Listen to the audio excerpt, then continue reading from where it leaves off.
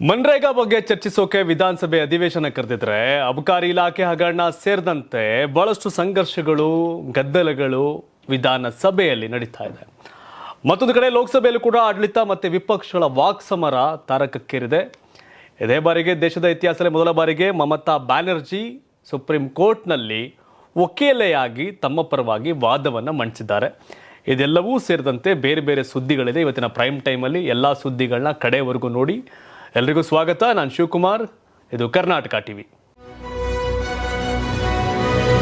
ಕರ್ನಾಟಕ ವಿಧಾನಸಭೆಯಲ್ಲಿ ಭಾರೀ ಗದ್ದಲ ಕೋಲಾಹಲದ ವಾತಾವರಣ ನಿರ್ಮಾಣ ಆಗಿತ್ತು. ಬಿಜೆಪಿ ಮತ್ತು ಜೆಡಿಎಸ್ ಸದಸ್ಯರು ಸದನದ ಬಾವಿಗಿಳಿದು ಪ್ರತಿಭಟನೆ ನಡೆಸಿ ಅಬಕಾರಿ ಸಚಿವ ಆರ್.ಬಿ. ತಿಮ್ಮಾಪುರ್ ರಾಜೀನಾಮೆಗೆ ಆಗ್ರಹ ಮಾಡಿದರು. ಮದ್ಯ ವ್ಯಾಪಾರಿಗಳ ಸಂಘವು ಸುಮಾರು 6,000 ಕೋಟಿ ರೂಪಾಯಿ ಮೊತ್ತದಷ್ಟು ಹಗರಣದ ಇದೆ ಅಂತ ಆರೋಪ ಮಾಡಿದ್ರು. ಈ ಸಂಬಂಧಿತ ಆಡಿಯೋ ದಾಖಲೆಗಳನ್ನು ಬಿಡುಗಡೆ ಮಾಡಿದೆ. ಲೋಕಾಯುಕ್ತರಿಗೆ ದೂರನ್ನು ಸಲ್ಲಿಸಲಾಗಿದೆ. ಲೂಟಿ ಮಾಡಿದ ಹಣವನ್ನು ಚುನಾವಣೆ ನಡೆದಿರತಕ್ಕಂಥ ರಾಜ್ಯಗಳಲ್ಲಿ ಕಾಂಗ್ರೆಸ್ ಸರ್ಕಾರ ಬಳಸ್ತಿದೆ ಅಂತ ಬಿಜೆಪಿ ನಾಯಕರು ಗಂಭೀರವಾದಂಥ ಆರೋಪಗಳನ್ನ ಮಾಡಿದ್ರು. ಇನ್ನು ಮತ್ತೊಂದು ಕಡೆ ಮನ್ರೇಗಾ ವಿಚಾರವನ್ನ ಡೈವರ್ಟ್ ಮಾಡೋದಕ್ಕೆ ಲಾಸ್ಟ್ ಡೇ ಡ್ರಾಮಾ ಮಾಡಿದ್ದಾರೆ ಹೀಗಂತ ಬಿಜೆಪಿಗರ ಪ್ರತಿಭಟನೆ ಹಾಗೂ ಆರೋಪಗಳಿಗೆ ಡಿಸಿಎಂ ಡಿ.ಕೆ. ಶಿವಕುಮಾರ್ ಟಾಂಗ್ ಕೊಟ್ಟರು. ನರೇಗಾ ವಿಚಾರದಲ್ಲಿ ನಾವೆಲ್ಲ ಚರ್ಚೆ ಮಾಡ್ತೀವಿ, ಯೋಜನೆ ಮೇಲೆ ಬೆಳಕು ಚೆಲ್ತೀವಿ, ಜನರಿಗೆ ಈ ಬಗ್ಗೆ ತಿಳಿಸ್ತೀವಿ ಅನ್ನೋದನ್ನ ಬಿಜೆಪಿಗರಿಗೆ ಸಹಿಸಿಕೊಳ್ಳೋಕೆ ಆಗ್ತಾ ಇಲ್ಲ. ಹೀಗಾಗಿ ಡೈವರ್ಟ್ ಮಾಡೋಕೆ ಹೊರಟಿದ್ದಾರೆ. ಯಾವುದೇ ತನಿಖೆಯಾದರೂ ಆರ್ಡರ್ ಮಾಡಲಿ, ಇಶ್ಯೂನೇ ಇಲ್ಲ, ಅವರು ಚರ್ಚೆ ಮಾಡಲಿ, ನಾವು ಚರ್ಚೆ ಮಾಡ್ತೀವಿ, ಅದನ್ನು ಬಿಟ್ಟು ದಲಿತನಿಗೆ ತೊಂದರೆ ಕೊಡಲು ಈಗೆಲ್ಲ ಮಾಡ್ತಿದ್ದಾರೆ ಅಂತ ಆರ್.ಬಿ. ತಿಮ್ಮಾಪುರ್ ಪರವಾಗಿ ಡಿ.ಕೆ. ಶಿವಕುಮಾರ್ ಬ್ಯಾಟಿಂಗ್ ಮಾಡಿದ್ರು. ತಪ್ಪು ಮಾಡಿದ್ರೆ ಕಾಂಗ್ರೆಸ್ ಆದರೂ ಅಷ್ಟೇ, ಬಿಜೆಪಿ ಆದರೂ ಅಷ್ಟೇ, ದಲಿತ ಆದರೂ ಅಷ್ಟೇ, OBC ಆದರೂ ಅಷ್ಟೇ, ಅಲ್ಪಸಂಖ್ಯಾತ ಆದರೂ ಅಷ್ಟೇ, ತಪ್ಪು ಮಾಡಿದ್ರೆ ತಪ್ಪು, ಒಳ್ಳೇದು ಮಾಡಿದ್ರೆ ಒಳ್ಳೇದು. ಇಲ್ಲಿ ಸಂಘರ್ಷ ಆಗಬೇಕಾಗಿರೋದು ಸರಿ ಮತ್ತು ತಪ್ಪು. ಹಗರಣ ಆಗಿದೆಯಾ, ವಸೂಲಿ ಆಗಿದೆಯಾ, ಆಗಿದ್ರೆ ಆಗಿದೆ, ಆಗಿಲ್ಲ ಅಂದ್ರೆ ಆಗಿಲ್ಲ, ಅದಲ್ಲೇನು. ಆದರೆ ದಲಿತ ಅನ್ನೋ ಕಾರಣಕ್ಕೆ ಈ ರೀತಿ ತೊಂದರೆ ಕೊಡ್ತಿದ್ದಾರೆ ಅಂತ ಡಿ.ಕೆ. ಶಿವಕುಮಾರ್ ಹೇಳಿದ ಎಷ್ಟು ಮಟ್ಟಿಗೆ ಸರಿ ಅಂತ ಪ್ರಶ್ನೆ ಕಾಡುತ್ತೆ. ಹಗರಣ ಆಗಿದ್ರೆ ಯಾರಾದ್ರೇನಂತೆ, ಒಳ್ಳೇದಾಗಿದ್ರೆ ಯಾರಾದ್ರೇನಂತೆ. ಒಳ್ಳೇದು ಕೆಟ್ಟದು ಅನ್ನೋ ಜಾತಿಗಳಿರಬೇಕು, ಅದರ ಹೊರತಾಗಿ ಬೇರೆ ರಾಜಕಾರಣದ ಇದು ಅವಶ್ಯಕತೆ ಇಲ್ಲ. ಹಾಗಂತ ದಲಿತನ ಯಾಕೆ CM ಮಾಡಲಿಲ್ಲ ಕಾಂಗ್ರೆಸ್ಸಲ್ಲಿ? ಹಾಗಾದರೆ ವೈ? ರಾಜ್ಯಪಾಲ ಹಾಗಾದ್ರೆ ದಲಿತ ಸಮುದಾಯಕ್ಕೆ ಸೇರಿದವರು, ರಾಜ್ಯಪಾಲರನ್ನ ಎಳೆಯೋಕ್ಕೆ ಒದ್ದಾಡೋಕ್ಕೆ ಗುದ್ದಾಡಕ್ಕೆ ಹೋದ್ರಲ್ಲ, ಆ ದಲಿತ ಅಂತ ರಾಜ್ಯಪಾಲರಂಗೆ ಮಾಡಿದ್ರೆ ಹಾಗಾದರೆ? ತಾವರ್ ಚಂದ್ ಗೆಹ್ಲೋಟ್ ಮಧ್ಯಪ್ರದೇಶದ ದಲಿತ ನಾಯಕ, ಅವ್ರು ಕರ್ನಾಟಕದ ರಾಜ್ಯಪಾಲರಾಗವ್ರೆ. ಅವ್ರನ್ನ ರಾಜ್ಯಪಾಲರು ಅಂತ ಟ್ರೀಟ್ ಮಾಡಿದ್ರಿ, ಬಿಜೆಪಿಯ ಪ್ರತಿನಿಧಿ ಆಗ್ಬಿಟ್ಟವ್ರೆ ಅಂತ ಆರೋಪ ಮಾಡಿದ್ರಿ. ಆಗ ದಲಿತ ಅಂತ ನೀವು ನೋಡಲಿಲ್ವ ಅವ್ರನ್ನ? ಏನೋ ಒಳ್ಳೇದಾದ್ರೆ ಮಾತ್ರ ಏನೂ ಇಲ್ಲ, ಕೆಟ್ಟದಾದ್ರೆ ಮಾತ್ರ ಜಾತಿ ತಂದು ಅಡ್ಡ ಇಟ್ಬಿಡೋದು. ಡಿ.ಕೆ. ಶಿವಕುಮಾರ್ ಯಾಕೆ ಹಿಂಗಾದ್ರೂ ಗೊತ್ತಿಲ್ಲ. ಹಂಗೆ ನೋಡಿದ್ರೆ ಡಿ.ಕೆ. ಶಿವಕುಮಾರ್ ಮುಖ್ಯಮಂತ್ರಿ ಆಗೋದನ್ನ ವಿರೋಧ ಮಾಡೋ ಪಟ್ಟಿಲ್ ಮೊದಲನೇ ಹೆಸರೇ ಆರ್.ಬಿ. ತಿಮ್ಮಾಪುರ್. ಅದು ಹೆಂಗೆ ಮುಖ್ಯಮಂತ್ರಿ ಆಗ್ಬಿಡ್ತಾರೆ ಡಿ.ಕೆ. ಶಿವಕುಮಾರ್ ಅಂತ ಹೇಳ್ತಾರೆ ಆರ್.ಬಿ. ತಿಮ್ಮಾಪುರ್ ಅವರು. ಆದರೂ ಅವ್ರ ಪರವಾಗಿ ಅವರು ಮಾತಾಡ್ತಾರೆ. ಏನೋ ಲವ್ ಅವ್ರಿಗೆ. ವಿಧಾನಸಭೆಯಲ್ಲಿ ಪ್ರತಿಭಟನೆ ಮುಂದುವರಿಸಿದ ಬಿಜೆಪಿ ನಾಯಕರ ವಿರುದ್ಧ ಕಾಂಗ್ರೆಸ್ ಶಾಸಕ KM ಶಿವಲಿಂಗೇಗೌಡ ಏಕವಚನದಲ್ಲೇ ಹಿಗ್ಗಾಮುಗ್ಗಾ ವಾಗ್ದಾಳಿ ನಡೆಸಿದ್ದಾರೆ. ನಿಮಗೇನಾದರೂ ಮಾನ ಮರ್ಯಾದೆ ಇದೆಯಾ? ಇದು ಅಸೆಂಬ್ಲಿನ? ನಿಮ್ಮಂಥ ಕೆಟ್ಟ ಜನರನ್ನು ನಾನು ಎಲ್ಲೂ ನೋಡಿಲ್ಲ.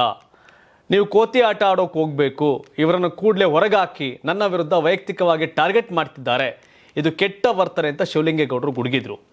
ಈ ರೀತಿ ಬೈದಿದ್ದಕ್ಕೆ ಕೆರಳಿ ಕೆಂಡವಾದ ವಿಪಕ್ಷ ಸದಸ್ಯರು ಶಿವಲಿಂಗೇಗೌಡರ ವಿರುದ್ಧ ಘೋಷಣೆ ಕೂಗಿ ಕ್ಷಮೆ ಕೇಳಬೇಕು ಅಂತ ಒತ್ತಾಯ ಮಾಡಿದ್ರು. ಈ ಶಿವಲಿಂಗೇಗೌಡರನ್ನ ಇವರು ರಾಗಿ ಕಳ್ಳ, ಕಾಯಿ ಕಳ್ಳ ಅಂತ ಇವ್ರು ಕರೀತಾರೆ. ಇವರು ಅವ್ರನ್ನ ಮಾನ ಮರ್ಯಾದೆ ಐತೆ ನಿಮಗೆ ಅಂತ ಹೇಳ್ತಾರೆ. BJP-ಅವ್ರಿಗೆ ಮಾನ ಮರ್ಯಾದೆ ಇದೆಯಾ? ಶಿವಲಿಂಗೇಗೌಡರು ರಾಗಿ ಕಳ್ರ, ಕಾಯಿ ಕಳ್ರ? ಜನ ತೀರ್ಮಾನ ಮಾಡ್ತಾರೆ ಅದನ್ನು. ಸದನದಲ್ಲಿ ಯಾಕೆ ಆ ಟೈಮ್ ವೇಸ್ಟ್ ಮಾಡ್ತೀರಾ? ನಮ್ಮ ಕಾಸು ಜನರ ತೆರಿಗೆ ಹಣ ನೀವು ಪೋಲ್ ಮಾಡೋದು. ಸದನದಲ್ಲಿ ಅಬಕಾರಿ ಇಲಾಖೆ ಹಗರಣ ಕಿಚ್ಚು ಹೊತ್ತಿಸಿದೆ. ಈ ಮಧ್ಯೆ CM ಸಿದ್ದರಾಮಯ್ಯ ಅವರನ್ನ ಅವರ ಆಪ್ತ ಸಚಿವ ಆರ್.ಬಿ. ತಿಮ್ಮಾಪುರ್ ಭೇಟಿಯಾಗಿದ್ದಾರೆ ಎಂದು ಕಲಾಪಕ್ಕೆ ಸಿದ್ದು ಸ್ವಲ್ಪ ತಡವಾಗಿಯೇ ಬಂದಿದ್ದು. ಇದಕ್ಕೂ ಮುನ್ನ ಕಾವೇರಿ ನಿವಾಸದಲ್ಲಿ ಪ್ರತ್ಯೇಕವಾಗಿ ಮಾತುಕತೆ ನಡೆಸಿದ್ರು. ಭೇಟಿ ಮಾಡಿ ಉಭಯ ನಾಯಕರ ಈ ನಡೆ ಭಾರಿ ಕುತೂಹಲಕ್ಕೆ ಕಾರಣ ಆಗಿದೆ. CM ಭೇಟಿ ಬಳಿಕ ತಿಮ್ಮಾಪುರ್ ಪ್ರತಿಕ್ರಿಯೆ ಕೊಟ್ಟಿದ್ದಾರೆ. ಬಿಜೆಪಿ ಹೇಳಿದಂತೆ ರಾಜೀನಾಮೆ ಕೊಟ್ಟರೆ ಸರ್ಕಾರ ನಡೆಸೋಕ್ಕಾಗತ್ತಾ? ನನ್ನ ವಿರುದ್ಧ ಏನು ಸಾಕ್ಷಿ ಇದೆ? ಇದೊಂದು ರಾಜಕೀಯ ಷಡ್ಯಂತ್ರ, ಒತ್ತಡದಿಂದ ಬಿಜೆಪಿಗರಿಗೆ ಮಾಡ್ತಿದ್ದಂತೆ ಕಾಣ್ತಾ ಇದೆ. ಯಾವುದೇ ಅಧಿಕಾರಿ ಫೋನ್ನಲ್ಲಿ ಮಾತನಾಡಿದರೆ ಅದಕ್ಕೂ ನನಗೂ ಸಂಬಂಧ ಇಲ್ಲ. ಯಾರು ತಪ್ಪು ಮಾಡಿದ್ದಾರೆ ಅವರು ಅನುಭವಿಸ್ತಾರೆ ಹೀಗಂತ ತಿಮ್ಮಾಪುರ್ ಹೇಳಿದ್ರು. ಖಂಡಿತ ಆರ್.ಬಿ. ತಿಮ್ಮಾಪುರ್ ಏನಾದ್ರು ದುಡ್ಡು ಇಸ್ಕೊಳ್ತಾರೋ ವಿಡಿಯೋ ಇದ್ರೆ ಅವರೇ ಮಾತಾಡಿದ ಆಡಿಯೋ ಇದ್ರೆ ಇಂಪ್ಯಾಕ್ಟ್. ಅಧಿಕಾರಿಗಳ ತಪ್ಪಿಗೆ ತಿಮ್ಮಾಪುರ ಹಿಂಗುಣೆ ಆಗ್ತಾರೆ. ಅಧಿಕಾರಿಗಳು ಲಂಚ ತಗೋತಾ ಇದ್ರೆ ಹೌದು, ಅವರ ಕೆಳಗಿನ ಅಧಿಕಾರಿಗಳನ್ನ ಅದುಬಸ್ಸಲ್ಲಿ ಇಟ್ಕೋಬೇಕಾಗಿದ್ದು ಇವ್ರ ಕೆಲಸ. ಅವ್ರ ಅಧಿಕಾರಿಗಳು ಲಂಚ ತಗೊಂಡಿದ್ದಕ್ಕೆ ಸಚಿವರು ರಾಜೀನಾಮೆ ಕೊಡಿ. ಹಂಗಾರೆ ಯಾರು ಸರ್ಕಾರ ನಡೆಸೋಕ್ಕಾಗತ್ತೆ? BJPಗರು ಅಷ್ಟೇ, ಇವರು ಅಷ್ಟೇ. ಸೊ ಅದಾಗಲ್ಲ. ಕರೆಕ್ಟ್ ಇದೆ ಇದು. ಬಟ್ ತಿಮ್ಮಾಪುರೇ ದುಡ್ಡು ಇಸ್ಕೋತಾರೆ ಅನ್ನೋ ದಾಖಲೆಗಳಿದ್ರೆ ಸಬ್ಮಿಟ್ ಮಾಡೋದು, ಕೋರ್ಟಲ್ಲಿ ಫೈಟ್ ಮಾಡೋದು ಒಳ್ಳೆಯದು. ಸಂಸತ್ತಿನ ಬಜೆಟ್ ಅಧಿವೇಶನ ಕೂಡ ಇಂದು ಕಾವೇರಿತು. ಲೋಕಸಭೆಯಲ್ಲಿ ವಿರೋಧ ಪಕ್ಷದ ನಾಯಕ ರಾಹುಲ್ ಗಾಂಧಿ ಮತ್ತು ಕೇಂದ್ರ ಸಚಿವ ರವನೀತ್ ಸಿಂಗ್ ನಡುವೆ ನೇರ ಸಂಘರ್ಷ ನಡೆಯಿತು. ಈ ವಿವಾದದಲ್ಲಿ ದೇಶದ್ರೋಹಿ ಎಂಬ ಪದ ಬಳಕೆಯಾಗಿದ್ದು ಎರಡೂ ಪಕ್ಷಗಳ ನಡುವೆ ತೀವ್ರ ಆಕ್ರೋಶ ಉಂಟಾಯಿತು. ಪ್ರತಿಭಟನೆ ನಡೆಸಿದ್ದ ಕಾಂಗ್ರೆಸ್ ಸಂಸದರ ಬಳಿಗೆ ರವನೀತ್ ಸಿಂಗ್ ಹಾದು ಹೋಗುತ್ತಿದ್ದಾಗ ರಾಹುಲ್ ಗಾಂಧಿ ಬೆರಳು ತೋರಿಸಿ, ಇಲ್ಲಿದ್ದಾರೆ ನೋಡಿ ದೇಶದ್ರೋಹಿ, ಇವರ ಮುಖ ನೋಡಿ ಅಂತ ಹೇಳಿದ್ದಾರೆ. ಹಾಗೂ ನಮಸ್ಕಾರ, ನನ್ನ ದೇಶದ್ರೋಹಿ ಸ್ನೇಹಿತ, ಚಿಂತಿಸಬೇಡಿ, ನೀವು ಕಾಂಗ್ರೆಸ್ಗೆ ಮರಳಿ ಬನ್ನಿ ಅಂತ ಕುಟುಕಿದ್ದಾರೆ. ಇದಕ್ಕೆ ಕೆಂಡಾಮಂಡಲರಾದ ರವನೀತ್ ಸಿಂಗ್, ನನ್ನ ಅಜ್ಜ ಸರ್ದಾರ್ ಬಿಯಾನ್ ಸಿಂಗ್ ಅವರನ್ನ ಕಾಂಗ್ರೆಸ್ ಮತ್ತು ಗಾಂಧಿ ಕುಟುಂಬದಿಂದಾಗಿ ಕಳೆದುಕೊಂಡಿದ್ದೇವೆ. ಸಿಖ್ ವಿರೋಧಿ ಗಲಭೆಗಳು ಮತ್ತು ಆಪರೇಷನ್ ಬ್ಲೂ ಸ್ಟಾರ್ ಅನ್ನ ನೆನಪಿಸಿಕೊಂಡು ಕಾಂಗ್ರೆಸ್ ಪಕ್ಷವನ್ನು ಟೀಕಿಸುವ ಮೂಲಕ ತಿರುಗೇಟು ಕೊಟ್ಟರು. ಸಂಸತ್ತಲ್ಲೂ ಆದ್ಬೀದಿ ಗಲಾಟೆಗಳಾಗ್ತಾ ಇದೆ, ನಮ್ಮ ವಿಧಾನಸಭೆಯಲ್ಲೂ ಆಗ್ತಾ ಇದೆ. ಒಟ್ಟಲ್ಲಿ ಗಲಾಟೆ ಗದ್ದಲಗಳು ಲೋಕಸಭೆಯಲ್ಲೂ ಬಿಟ್ಟಿಲ್ಲ, ವಿಧಾನಸಭೆಯಲ್ಲೂ ಬಿಟ್ಟಿಲ್ಲ. ಇನ್ನು ಸಿ.ಟಿ. ರವಿ ತಮ್ಮ ಹಿಂದಿನ ಹೇಳಿಕೆಯನ್ನೇ ಪುನರುಚ್ಚರಿಸಿದ್ದಾರೆ. ನಾನು ಬಹಳ ಸ್ಪಷ್ಟವಾಗಿ ಹೇಳಿದ್ದೇನೆ, ಭಾರತೀಯ ನಾಲಿಗೆ ಪ್ರಧಾನಮಂತ್ರಿನ ದೇಶದ್ರೋಹಿ ಎಂದು ಕರೆಯುವುದಕ್ಕೆ ಸಾಧ್ಯವಿಲ್ಲ. ನಮ್ಮ ದೇಶದ ಆಡಳಿತದ ಮುಖ್ಯಸ್ಥನನ್ನು ಆ ರೀತಿ ಕರೆಯಲು ಸಾಧ್ಯವೇ ಇಲ್ಲ. ಯಾವುದೋ ಪಾಕಿಸ್ತಾನಿ ನಾಲಿಗೆ ಇರಬಹುದು, ಅದನ್ನು ಪತ್ತೆ ಹಚ್ಚಿ ಎಂದು ಸಭಾಪತಿಗಳಿಗೆ ಮನವಿ ಮಾಡಿದ್ದೇನೆ. ಅದರಲ್ಲಿ ತಪ್ಪೇನಿದೆ? ಈಗಲೂ ಆ ಮಾತಿಗೆ ಬದ್ಧನಿದ್ದೇನೆ.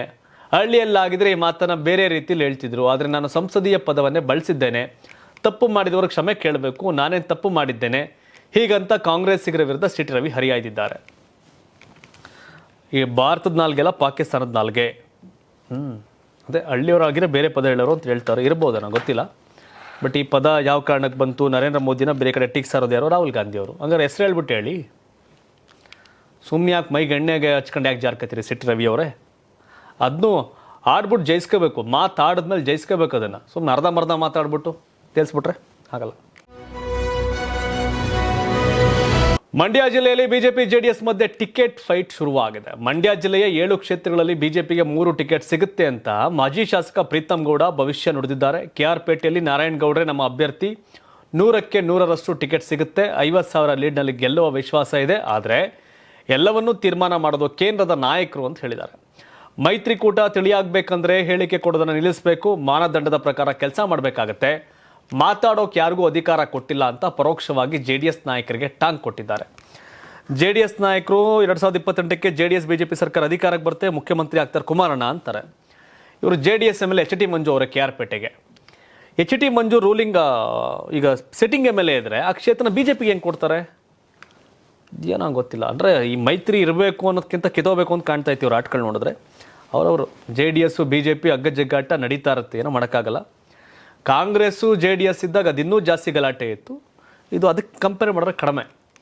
JDS BJP ಸಂಘರ್ಷ ಕಡಿಮೆ, ಯಾಕಂದರೆ ಅವ್ರ ಕ್ಷೇತ್ರಗಳ ನಡುವೆ ಫೈಟ್ ಇರೋದು ಹಾಸನ, ಈ KR ಪೇಟೆ, ಶ್ರೀರಂಗಪಟ್ಟಣ, ತುರುವೇಕೆರೆ, ತುಮಕೂರು ಗ್ರಾಮಾಂತರ, ಹಿಂಗಿದೆ, ಬೆಂಗಳೂರು ದಾಸರಹಳ್ಳಿ, ಹಿಂಗೆ ನೋಡ್ಬೇಕೇನಂತ. ಇನ್ನೂ ಚುನಾವಣೆ ಭಾಳ ದೂರ ಇದೆ. ಲೋಕಲ್ ಬಾಡಿ ಬಂದಾಗ ಮತ್ತೆ ಕಿತ್ತಾಡ್ತಾರೆ. ಪಶ್ಚಿಮ ಬಂಗಾಳದಲ್ಲಿ ಮತದಾರರ ಪಟ್ಟಿಯ ವಿಶೇಷ ತೀವ್ರ ಪರಿಷ್ಕರಣೆ ಪ್ರಶ್ನಿಸಿ ಸಲ್ಲಿಸಿದ್ದ ರಿಟ್ ಅರ್ಜಿ ವಿಚಾರಣೆ ಸುಪ್ರೀಂ ಕೋರ್ಟಲ್ಲಿ ನಡೀತು. ಆ ವೇಳೆ ನಾಟಕೀಯ ಘಟನೆಗಳು ಜರುಗಿವೆ. ಇದೇ ಮೊದಲ ಬಾರಿಗೆ ಹಾಲಿ ಮುಖ್ಯಮಂತ್ರಿಯೊಬ್ಬರು ಸುಪ್ರೀಂ ಮುಂದೆ ಖುದ್ದಾಗಿ ಹಾಜರಾಗಿ ಮೌಖಿಕ ವಾದ ಮಂಡಿಸಿದ್ದಾರೆ. ಸುಪ್ರೀಂ ಪೀಠದ ಎದುರು ಹಿರಿಯ ವಕೀಲ ಶ್ಯಾಮ್ ದಿವಾನ್ ಜೊತೆಗೂಡಿ ಮಮತಾ ಬ್ಯಾನರ್ಜಿ ತಮ್ಮ ವಾದ ಮಂಡಿಸಿದ್ದಾರೆ. SIR ಪ್ರಕ್ರಿಯೆ ಸೇರ್ಪಡೆಗಾಗಿ ಅಲ್ಲ, ಅಳಿಸುವಿಕೆಗಾಗಿ ಮಾಡ್ತಿದ್ದಾರೆ. ಕೇವಲ ಬಂಗಾಳವನ್ನು ಚುನಾವಣೆಯ ಸಮಯದಲ್ಲಿ ಗುರಿಯಾಗಿಸಿರುವುದು ಏಕೆ? 24 ವರ್ಷಗಳ ನಂತರ ಈಗೇನು ಅವಸರ? 2 ವರ್ಷಗಳ ಕೆಲಸವನ್ನು 2 ತಿಂಗಳಲ್ಲಿ ಮಾಡುವ ಅವಸರ ಏಕೆ ಅಂತ ಮಮತಾ ಬ್ಯಾನರ್ಜಿ ಪ್ರಶ್ನಿಸಿದ್ದಾರೆ. ಅಮಿತ್ ಶಾ ಹೇಳ್ತಾರೆ, ಮೊನ್ನೆ ಅಸ್ಸಾಮಲ್ಲಿ 64 ಲಕ್ಷ ಬಾಂಗ್ಲಾದೇಶಿಗರಿದ್ದಾರೆ ಅಂತ. ಪಶ್ಚಿಮ ಬಂಗಾಳದಲ್ಲಿ ಈ ಸಂಖ್ಯೆ 1.5-2 ಕೋಟಿ ದಾಟಿದೆ. ಬಿಕಾಸ್ ಆಫ್ ದೊಡ್ಡ ರಾಜ್ಯ, ಬಾಂಗ್ಲಾಗ್ ಹೊಂದ್ಕೊಂಡಂಗಿದೆ. ಪಶ್ಚಿಮ ಬಂಗಾಳದಲ್ಲಿ ಬಾಂಗ್ಲಾದವ್ರು ಜಾಸ್ತಿ ಇದ್ದಾರೆ. ಈ SIR ಅವರೆಲ್ಲ ಬಂದು ನಮ್ಮ ದೇಶದಲ್ಲಿ ಯಾಕೆ ಸರ್ಕಾರ ನಿರ್ಧಾರ ಮಾಡಬೇಕು, ಅವ್ರನ್ನ ಒದ್ದಾಚಕ್ಕೆ ಹಾಕಬೇಕು ಅನ್ನೋದು ಈ ಲೆಕ್ಕಾಚಾರಗಳು. ಸೊ ನೋಡಬೇಕು ಸಂಘರ್ಷ. ಮಮತಾ ಅಕ್ರಮ ಬಾಂಗ್ಲಾ ವಲಸಿಗರ ಪರ. ಏನು ನಮ್ಮ ಜನಕ್ಕೆ ಇಟ್ಟಾಕಕ್ಕಾಗ್ತಲ್ಲ ನಮ್ಮ ಕೈಲಿ, ಅವ್ರನ್ನೂ ಇಟ್ಕೊಂಡು ಏನು ಮಾಡ್ತೀರಿ? ದೇಶದಲ್ಲಿರೋರ ಹತ್ರ ಓಟ್ ಹಾಕ್ಸ್ಕೊಳ್ಳಿ ಅಂದರೆ ಬೇರೆ ದೇಶವ್ರ ಹತ್ರ ಓಟ್ ಹಾಕ್ಸ್ಕೊಳಕ್ಕೆ ಹೋಗ್ತಾರೆ. ದುರಂತ ಅದು. ಅದಿರೋದೇ ತಾನೆ, ಬೇರೆ ಏನೇನಲ್ಲಿ.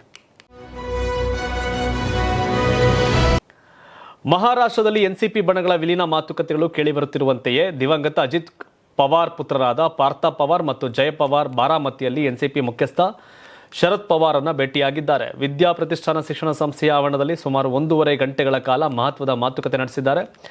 ಇದು ತೀವ್ರ ಕುತೂಹಲಕ್ಕೆ ಕಾರಣವಾಗಿದೆ. ಎರಡೂ ಎನ್ಸಿಪಿ ಬಣಗಳ ವಿಲೀನ ಮತ್ತು ಮುಂಬರುವ ಚುನಾವಣೆಯ ಹಿನ್ನೆಲೆ ಮಾತುಕತೆ ನಡೆದಿರಬಹುದು ಅಂತ ಹೇಳಲಾಗ್ತಾ ಇದೆ.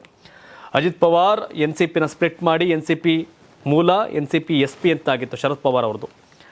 ಅಜಿತ್ ಪವಾರ್ DCM ಆಗಿದ್ರು, ಅದರಿಂದ ಹೊರಗಡೆ ಬಂದು ಅವ್ರು ತೀರ್ಕೊಂಡ್ರು. ಆ ತೀರ್ಕೊಳ್ಳೋ ಮುನ್ನ ಈ ಮೈತ್ರಿ ಮಾತುಕತೆ ಮರ್ಜ್ ಮಾಡೋ ಮಾತುಕತೆ ಆಗ್ತಾಯಿತ್ತು, ಅವ್ರು ಸತ್ತೋಗ್ಬಿಟ್ರು. ಬಟ್ ಅರ್ಜೆಂಟ್ಗೆ ಅಜಿತ್ ಪವಾರ್ ವೈಫ್ನ ಈಗಾಗಲೇ DCM ಮಾಡಿದ್ದಾರೆ ಮಹಾರಾಷ್ಟ್ರದಲ್ಲಿ BJP ಸರ್ಕಾರದವರು.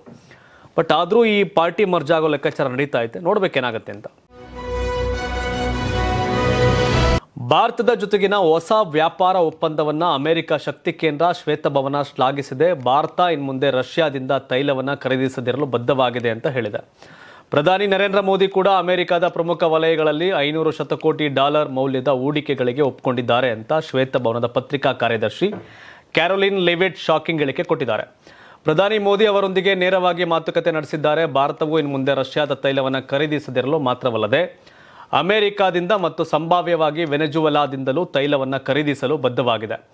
ಇದರಿಂದ ಅಮೆರಿಕದ ಜನರಿಗೆ ನೇರ ಪ್ರಯೋಜನ ಸಿಗುತ್ತದೆ ಅಂತ ಹೇಳಿದ್ದಾರೆ. ಇದಿಷ್ಟು ಇಂದಿನ ಪ್ರೈಮ್ ಟೈಮ್ ನ್ಯೂಸ್. ತಾವೇನು ಹೇಳ್ತೀರಿ? ಈ ಬಗ್ಗೆ ಕಾಮೆಂಟ್ ಮಾಡಿ ತಿಳಿಸಿ. ಧನ್ಯವಾದ. ಇದು ಕರ್ನಾಟಕ ಟಿವಿ, ಕನ್ನಡಿಗರ ಧ್ವನಿ.